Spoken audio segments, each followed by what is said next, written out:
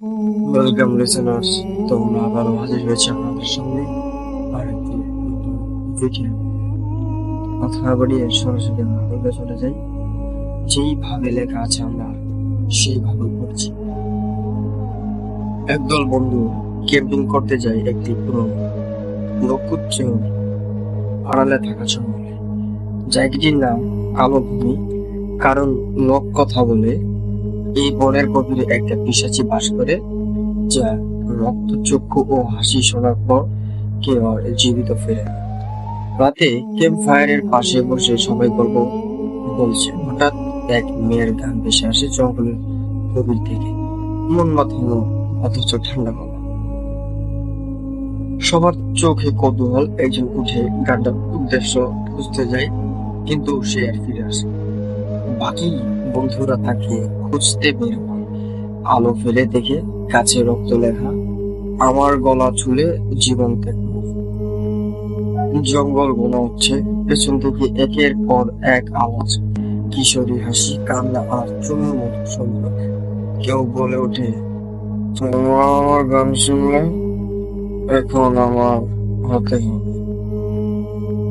একজন পেছনে তাকিয়ে দেখে লাল শাড়ি পরা এক মেয়ে, মুখ নেই, মাথার এক পাশে শুধু গর্ত আর রক্ত ঝরছে। সে চিৎকার করে, কিন্তু তখনই তার মুখ গুম হয়ে যায়।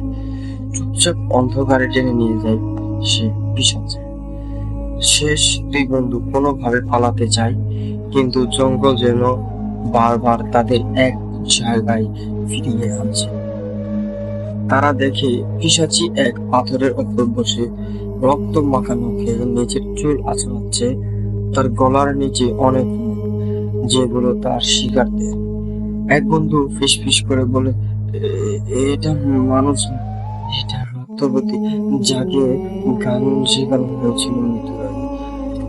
এখন সে গানে ডাকে আর প্রাণ নেই। শেষ এক বন্ধু পালাতে গিয়ে আর পালাতে পারেনি, সে পড়ে যায়।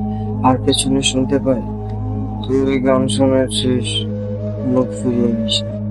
এক রক্ত মাখানো ক্যামেরার দিকে ঘুরে আসে, দর্শকের দিকে চলে আসে।